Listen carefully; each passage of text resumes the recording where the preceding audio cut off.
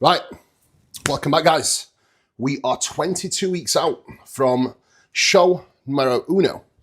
Now, weekly update. Weight hasn't really shifted all that much. On average, we are down to around 272.8, which is okay. It's still good enough considering where I was at the start of this prep slash pre-prep when I actually started the diet at around 280. The look is slowly improving, and that's all we can ask for. So I am definitely not too unhappy. However, I did message Dean this morning, and I did tell him that it's definitely time to crack on and crack the whip. Now, a lot of you will know what it's like going from a deep off-season slash health phase into a prep. The first 3 to 4 weeks when you are coming through that phase of being a little bit softer and being in a position where your supplementation is lower, you are never going to feel as big or as full or look as big or full or hard. You are just simply going to look softer and smaller because your body fat isn't off. Your body fat is still quite high. And fact of the matter is, you do not have the same levels of glycogen that you had previously. So the look definitely changes somewhat. And I know myself, the second I start to see that first dip in body fat, I do start to look fuller and I start to feel a lot better. Now, food is still pretty high. 4,650 calories on training day, 4,000 calories on rest day. So we do have a lot to play with when it comes to the nutrition. So I do want to get cracking and moving with this prep. Now, today, I want to put a little bit more emphasis on showing you what my supplementation looks like in terms of health subs and show you my actual monthly order from Jordan. And I'm actually going to show you a breakdown of my pre and post-workout meal with macros and detail, just so you can actually put a strategy in place yourself to optimize your training performance through proper pre, intra, and post-workout nutrition, which in my opinion plays a massive role to getting the most out of your training, especially in a calorie deficit. If I was to give you a breakdown of what meals you should always prioritize that are going to be heavier in calories or more carb dense, it would always be meal number 1 on training day, pre, post, and pre-bed meals. So meal number 1, guys, is going to be 40 grams of chocolate honeycomb ISO Pro made into a paste. Now, generally, if you want consistency like mine, that'll show you in a little bit. 40 grams of whey isolate with 35 grams of water. Weigh your water just so you get it right. I think it's always bulletproof. People try to eyeball it, but it just never comes out too well.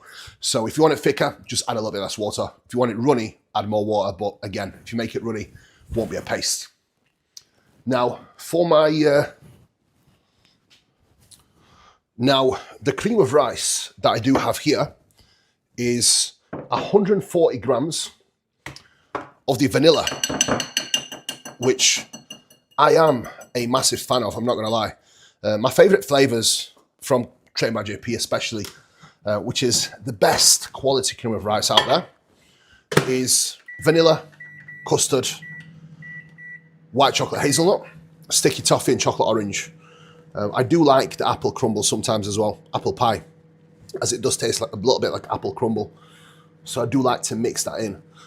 But generally, in an off-season setting, I do find that flavors that are a little bit more simple, like the vanilla one, really does sit super, super nicely on your stomach. As I do find when you get into a spot where your food is a lot higher, you need to almost tread more carefully with how much sweetener you do have. In prep, however, it's never really an issue. Now, how I make my cream of rice is super simple. I've got 140 grams of cream of rice, about 300 mils of water. I don't like putting much water in because I do like to have the volume of food lower, just to make sure that I'm not bloated throughout the day. You volumize your food, guys, you will be bloated. And generally, if you can keep the volume of your food lower, not only, in my opinion, actually helps with satiety because your stomach shrinks, but if your stomach shrinks, so will your waistline. So try not to cheat hunger. Never ever works. I'll put it in the microwave for 3 minutes, let it get super warm, take it out, use a whisk, stir it, put it back in for a minute, just keep repeating the process. But I'm not going to do that and bore you for the next 4 minutes. I will show you the end product when it's done. Okay. Ooh, okay. Right, pre-workout meal time. First, 3 caps of Ensure. Now, generally, when it comes to GDAs, you don't get a profile that comes anywhere near close to what we actually get from Ensure. So, this is a godsend. Now, generally what I would advise is 1 cap per 50 grams of carbohydrates. I've got 140 grams of carbs here total. So I'm going to take 3. And then 1 Digest Pharma Pro as well. Now,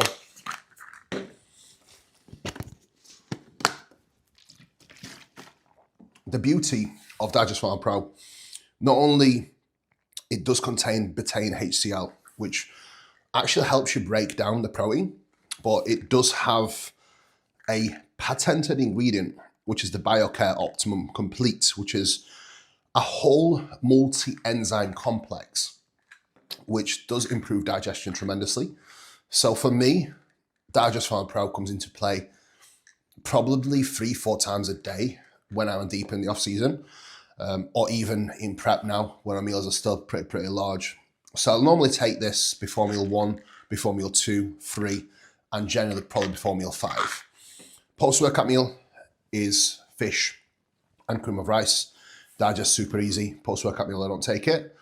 And then with my pre-workout meal, beforehand, I do have 5 grams of creatine and 10 grams of glutamine with a little bit of water. Main reason for that, guys, is creatine.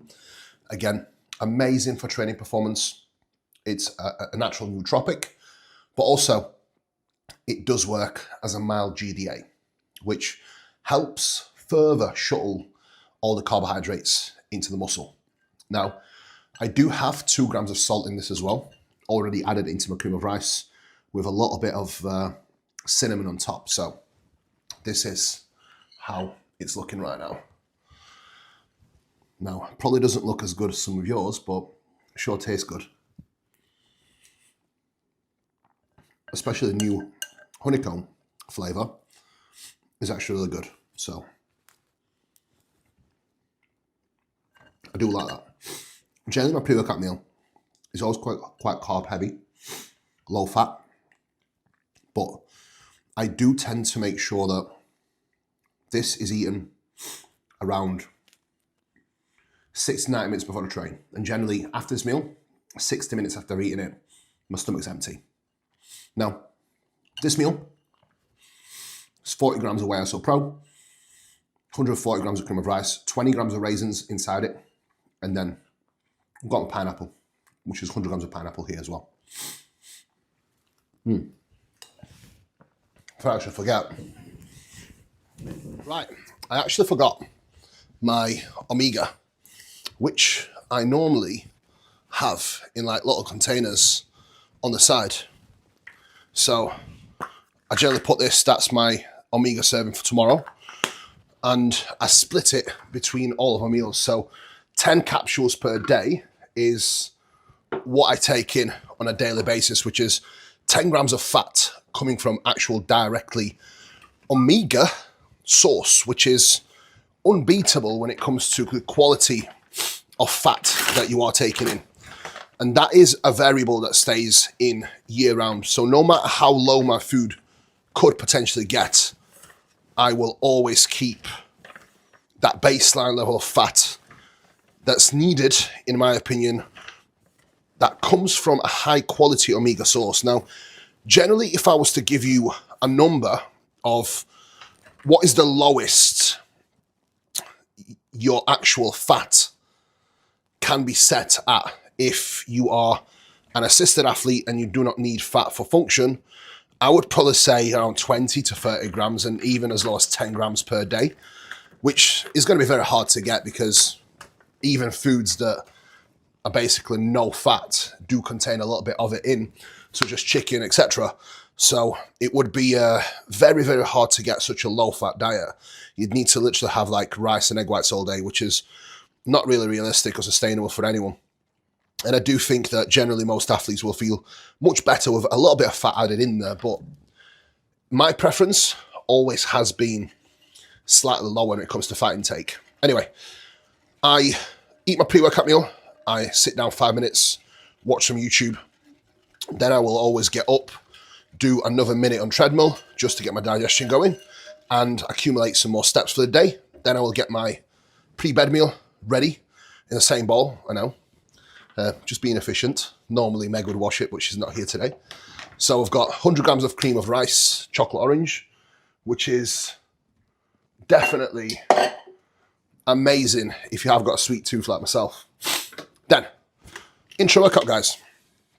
Super, super effective and consistent for me year round. I always make sure that I'm hydrated and my intra-workout is staying in pretty much majority of the year. The only time where I don't have an intra-workout drink is if I go away, like I went to Colombia, and even then I still had it. If my sessions are going to be much shorter and I'm not really training properly, which hardly ever happens, I will always have an intra set. Now, normally I will have my MPS max post-workout now because my sessions are a little bit longer. Normally, when my volume was a little bit higher and I trained less frequently, I would have 20 grams MPS mid-workout because I would be training for around 2.5 hours. As of late, because my sessions are a little bit shorter, with doing 3 days on, 1 off, so higher frequency, and my volume of actual working sets has come down, I'm training for around 2 hours, so I don't feel the need to have a protein serving mid-session. So I generally take this right when I finish, pretty much after I finish my last set, and I will always have some magnesium with it as well.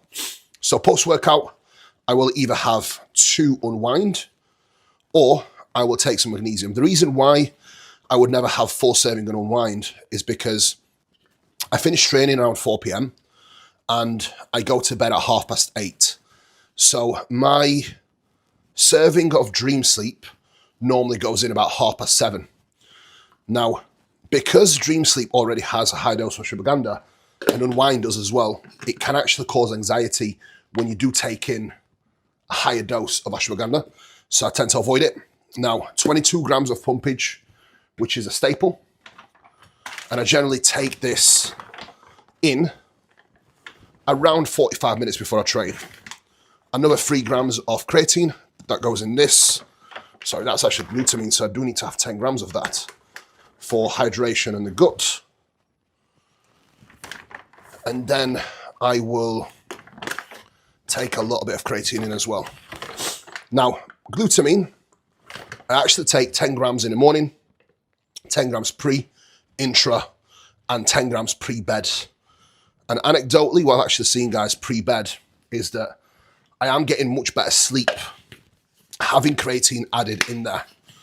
Having glutamine added into my last meal with my joining and my dream sleep. So, food for thought, guys. Sometimes these small little things can make a difference. And the reason why I know it can make a difference because no other variable changed apart from me adding glutamine. And I did notice a big improvement in my restfulness. So I do believe glutamine is good to go for many, many reasons. Now, moving on to my way intra-workout carbohydrates, I still have some glutamine and creatine with this. And then performance fuel, which is cyclic dextrin in its purest form, will go in now at 50 grams. So that hasn't changed. At peak of my off season this year, I think I went up to around 80 grams on my training days. Again, I wouldn't recommend having carb powder on your rest days, because your rest and nutrition should be sufficient enough without the need for carb powder. So carb powder I would always save for intra-workout, or if you are in a position where you need to liquefy your meals for whatever reason, sometimes I do have people actually have this with MPS as a meal replacement. Or if someone needs to train first thing in the morning, I would never ever advise them training fasted. I would always have performance fuel with MPS, glutamine and creatine first thing in the morning. I'll probably mix it with a big bit of water and start sipping that from the time you wake. So that is my intra-workout, guys.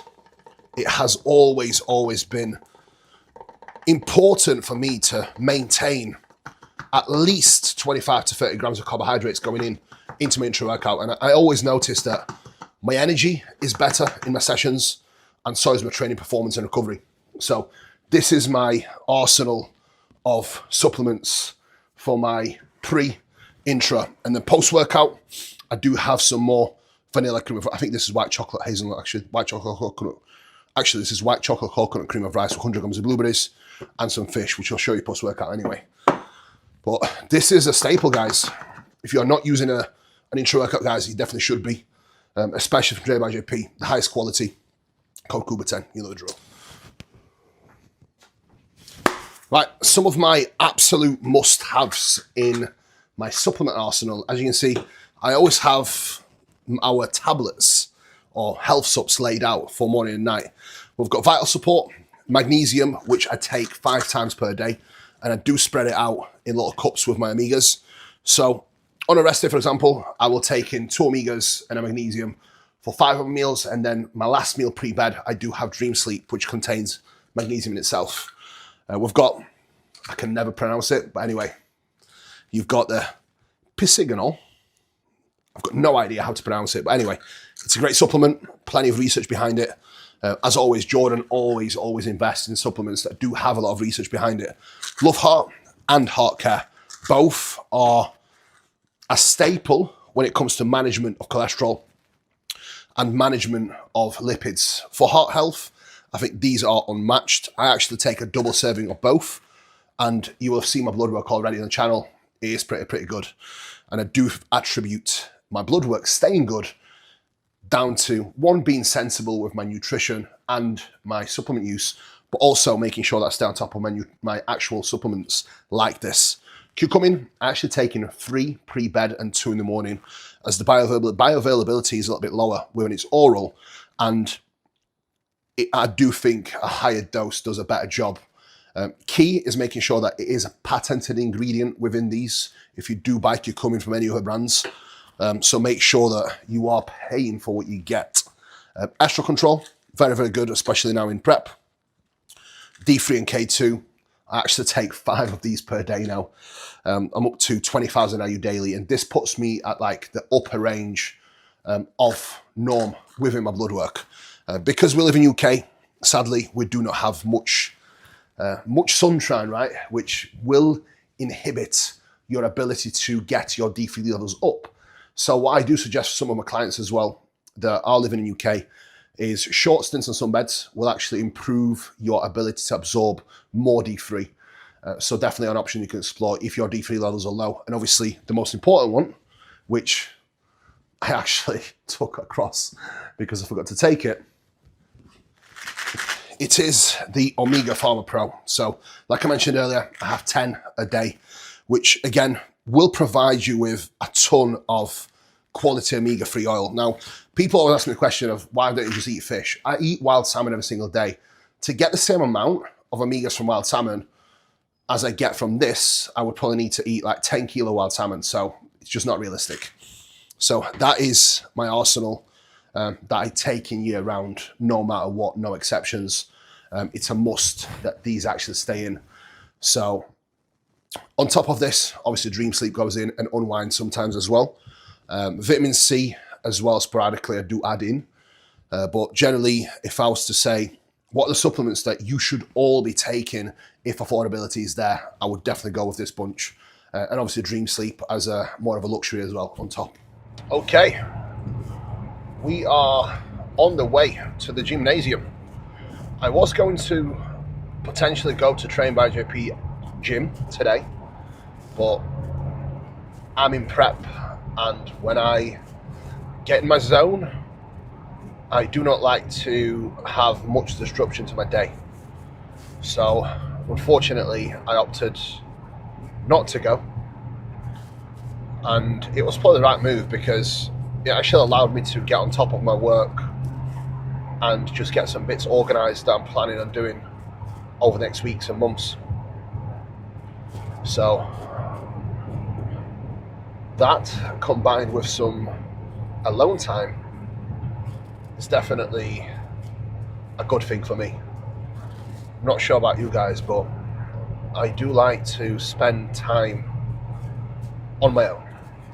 I always have done, and some days when Meg has comps with clients and she goes away, it definitely does me a world of good. In the last vlog you will have seen that Josh came to see me and we went out, which was nice, but some days I just like to just spend some time in silence. There's some beauty in that, and I am very much a person that is very comfortable being on their own. Don't get me wrong, I love Meg, I love that she's around, but at the same time I think the reason why we do have a good relationship in many ways is because I am very comfortable with her not being there, and I think it's a good thing as a man to be able to have that. Anyway, back on the topic. Push day. Today is the session that normally would have the incline Smith. Last session, when I did do the incline Smith, the notes that I actually made off the back of it was that when I was pressing, I did feel my tricep getting smoked a little bit more as opposed to my actual pecs. So what I am going to do for today's session is actually move my cable fly to start the session as opposed to finishing with it. So normally today's session would be machine lateral, 2 working sets, and straight into incline press on the Smith. Today it's actually going to be machine lateral into a cable fly, followed by Smith, or I do have incline strive that my business partner Tom from Nitro actually sourced for me. So I may actually incorporate that in and swap out the incline Smith. Then we'll follow out with a flat press. To be honest, it's actually more of a decline press. It feels great though. So we are going to follow on with that after. Then 1 set of dips, followed by, well, I normally would do the cable fly. It will be followed by a cable lateral and then tricep extensions. So 13 working sets for the session, pretty much 2 working sets across the board, apart from the dip where we only do 1 working set. Now that sort of volume is very, very manageable for me. I'm still able to progress my lifts somewhat. I feel good. I don't feel like I'm going into sessions under-recovered, which is the key. You can only do what you can recover from, right? And a common theme I see with a lot of people that struggle to make progress is 1, proximity to failure. They try to take all of the sets past failure, which never works, and too much volume. If you truly train hard enough and you train accurately, you'll notice that your volume tolerance will actually decrease over time. So how much volume can do and how much volume can handle will actually change, and you likely need to scale your volume back a little bit as you do get bigger, as you get stronger, to see continuity rate of progression. So just food for thought, guys. Sometimes more is not the answer. Sometimes less is the answer. I think the most important thing is how you distribute the volume across the week. With me training push-pull legs without that additional rest day that I used to have, yes, my sessions are shorter. Yes, my sessions have less volume in one single session. But when you look at volume across the week, because I do have 1 less rest day, the volume is actually higher. Now, if I wanted to squeeze in a little bit more work, and that's an option I'll probably explore in the future, I will probably move on to upper lower. It's something that I'll probably run by Jordan. However, at the moment, training's going great. I'm in the thick of it now. I'm in a good groove. So I do not really want to mess or change the setup just yet. I may explore it. I'll speak to Jordan, I'll speak to Dean. Obviously I'm working with Dean at the moment for this prep. It's great to have him there, especially off the back of last year when I was pretty much ready at 4 weeks out and then I just continued to diet like an idiot. So he's there this year to make sure that I do not diet myself into the ground. So we'll see how it goes. But so far so good. Now, I'll see you in the gym for set 1. Today, you'll get to see the highlights, working sets, and then I'll give you a review at the very end.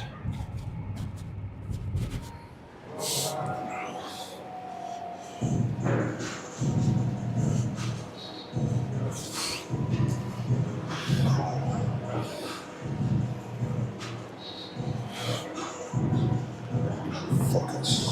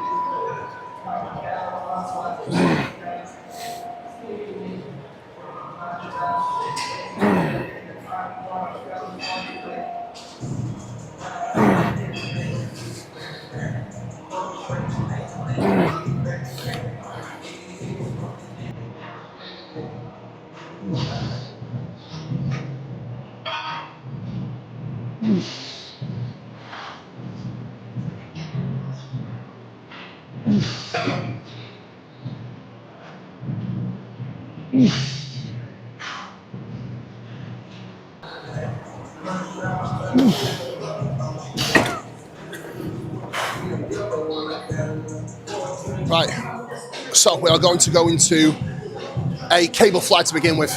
Main reason, we both need more pecs, and my personal preference sometimes is zigzagging between doing isolation first, then compound work, and vice versa. And I do think at the moment, it's a good idea to actually do isolation first because I want to actively go into my press work with my chest fully blown. This way, I do think there's more accuracy for my press work without just me going into it and just trying to press with all power that I have going through my tricep and my delts. So you have to be a bit more specific sometimes when it comes to actually building muscle. And that's the difference between training for bodybuilding and building power. Now, it's not an excuse to train like a fucking pussy. Still have to train hard. And fucking heavy.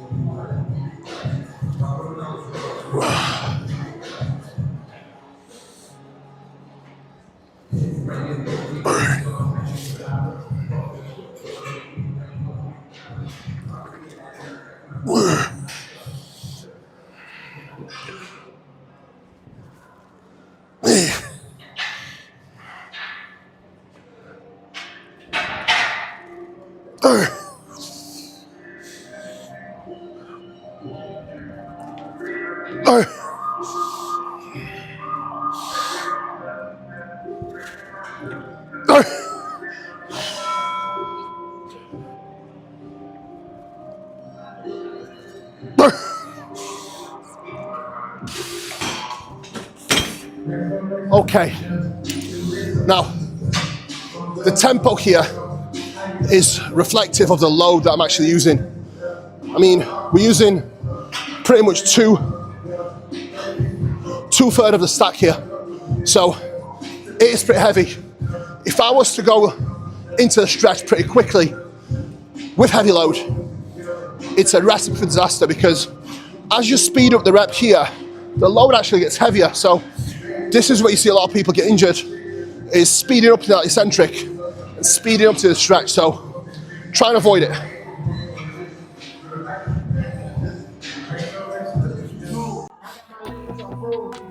Okay, strive press is in. It's a heavy one, so let's see. I would rather always undershoot than overshoot, so we could probably go a little bit heavier, but it's the first time on this, so I want to get at least close to 8 reps on this.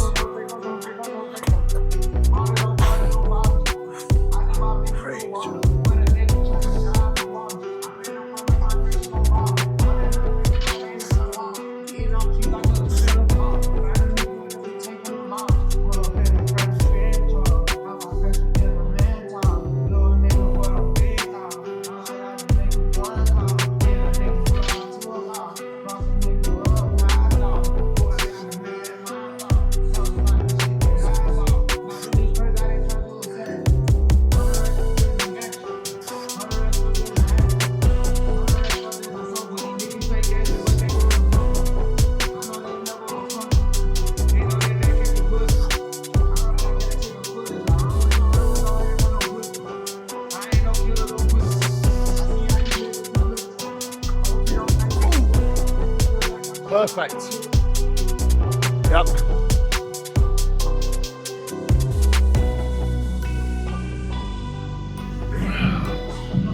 Okay.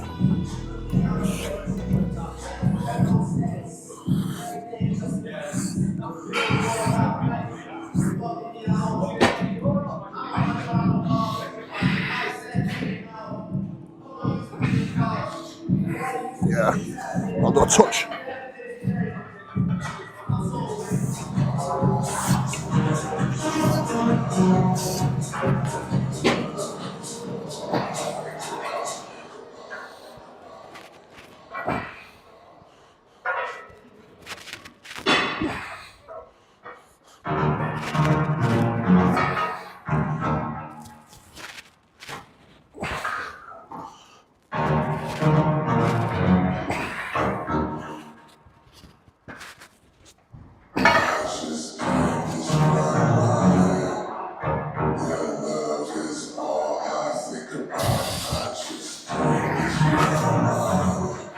Oh,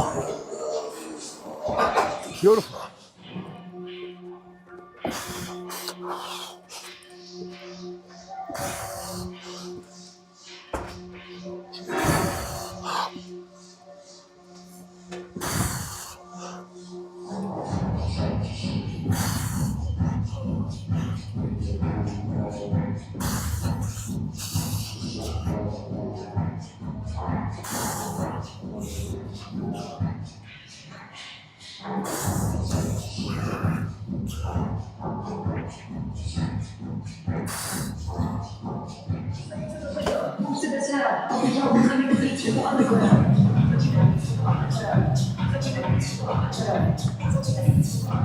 Okay.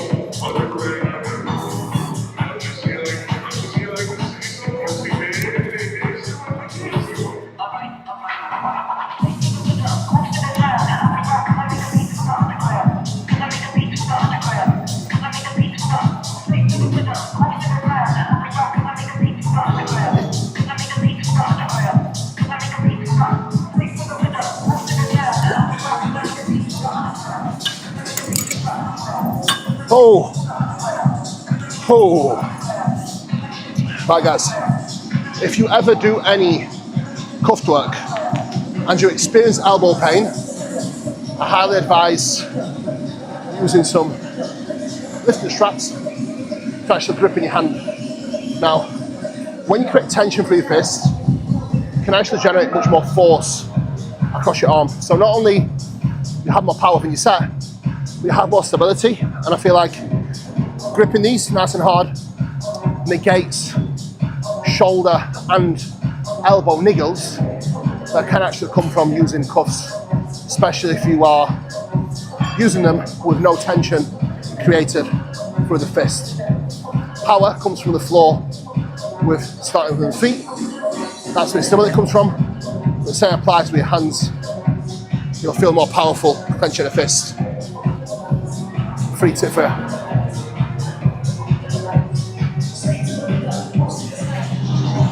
Right, here we go. One of the greatest exercises for tricep development, which is the cross-body tricep extension. My preference for these is actually holding the cuff. So you've got, again, tension through your actual fist. You can generate much more force this way.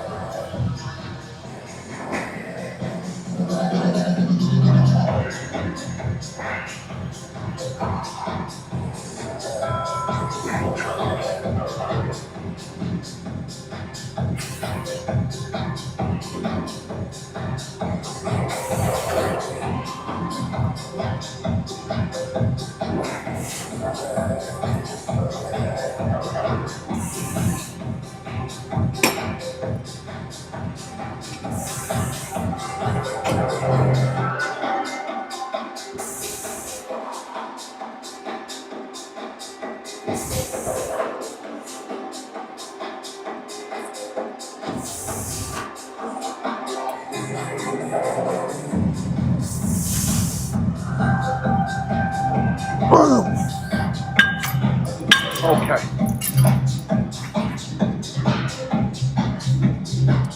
Right, my guys and girls, that's post-workout meal going down.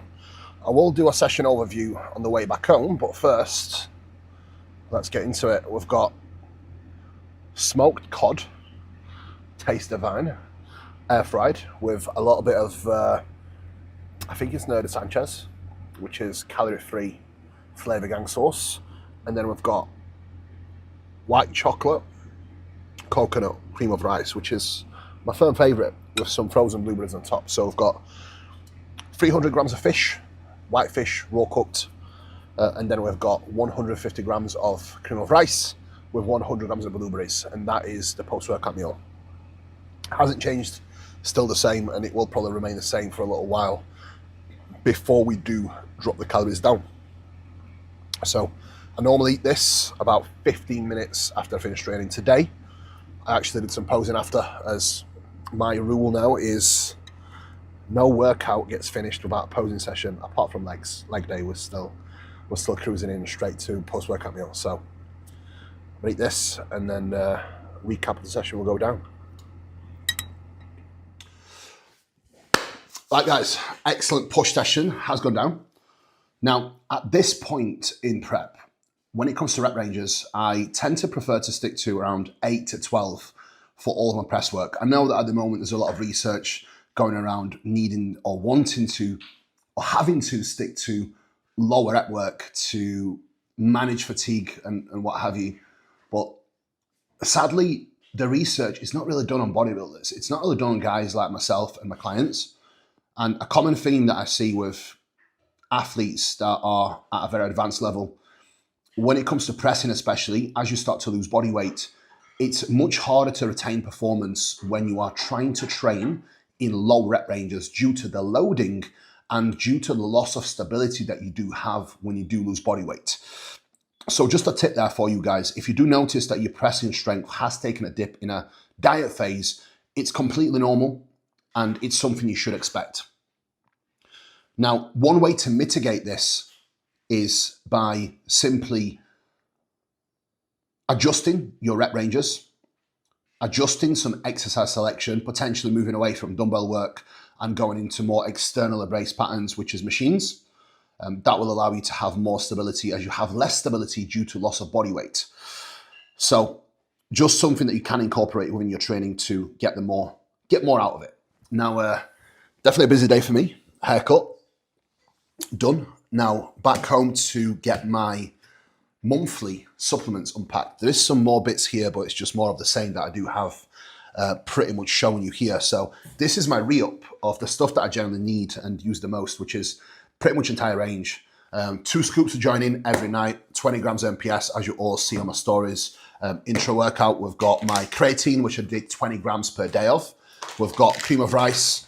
Again, cannot go wrong with cream of rice. We've got custard, sticky toffee, and we've got chocolate orange. As you can probably tell, that's my favorite flavors at the moment. I still have got my white chocolate coconut, which is the goated flavor, but I do like to mix and match. At the moment, I'm really loving sticky toffee pre-bed. So that's going down at the moment with the honeycomb Whey ISO Pro and this malted chocolate one, which is definitely amazing. I think when hunger gets super high or when I fancy it, I will probably have my creamies again. But for now, we're good to go with paste.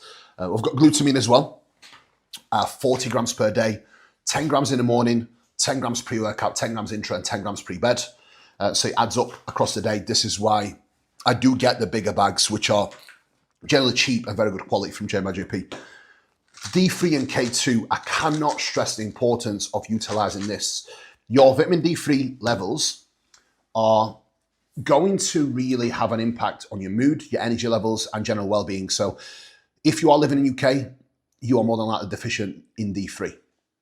The best way to tell is obviously blood work, as always, as a lot of my decision making is based on blood work. And based off my blood work, I personally have to take in 20,000 IUs daily to have my D3 hormone levels, again, remember guys, hormone levels optimized. Curcumin, I take 5 per day, 2 in the morning, 3 pre-bed. The dose of curcumin, in my opinion, has to be higher, especially when it's oral like this because of their bioavailability. And again, it needs to be with patented ingredients for it to actually work. Dream sleep, pre-bed every single night, no fail. Myself and Meg actually had a conversation this morning about our sleep and how good it is at the moment. And we attribute that down to our pre-bed routine, but also this bad boy. It's tremendous. Vital support, general organ health, and kidney support. This does tend to lower hematocrit as well with the IP6 that it has in it. One thing you've got to watch out for when you do take this with IP6 as well is your iron levels. It might actually lower your iron, which isn't a bad thing for most bodybuilders. And generally this will improve your kidney health and hematocrit alongside of your blood pressure. So this is definitely a must use. Digest Pharma Pro, undefeated digestive enzyme. I take it 4 times per day, morning, before meal 2 and before meal 3. We've got Heart Care, which I take 6 capsules of, 2 in the morning, 4 pre-bed. We've got OsteoPro, 2 in the morning, 2 pre-bed, amazing for joint health again. Combining this with Join In, it's simply tremendous. We've got Omega Pharma Pro, benefits of quality omegas are endless. I take in 10 per day, which gives me 10 grams of fats coming from high quality omegas. If I was to try and match this from fish, I would probably need to eat 10 kilo salmon, which is just not realistic. So I do take in quite a lot of these, and Meg actually has the same. She doesn't actually know what she takes because I get her supplements ready, but she takes in 10 grams per day as well. And even the difference in your skin health and nails and general cognitive function, oxidative stress, the benefits of omegas are just endless. I do think that it's one of the most undervalued supplements. If I was to have 2 supplements that are a must, and I do have my magnesium somewhere here. There we go. Magnesium and omegas, in my opinion, are a must. I take in 2 capsules of omega with 1 capsule of magnesium with every single meal. And then I actually have extra magnesium at night coming from Dream Sleep. So my magnesium dose is huge. Dr. William Wallace actually puts out some amazing content on the importance of magnesium, and your RDA, which is your recommended daily allowance of magnesium, is actually much lower than it should be. And another thing to note as well, if you are assisted, guys, anything that you take when it comes to PEDs will actually lower your D3 hormone. So you need to take even more if you are assisted, just to note. Now, Love Heart, I take in 3 in the morning, 4 before bed at this moment in time. You have seen my blood work on the channel already. If you haven't seen it, have a look. My blood work is actually pretty excellent considering where I am. And even when I did my blood work, I'm heaviest at 280. It still looked pretty stellar. And I attribute this down to largely having this array of supplements and the quality of these supplements, guys. So, guys, need it from JBenJP, code Kuba10. That is my artillery. That is my monthly re-up.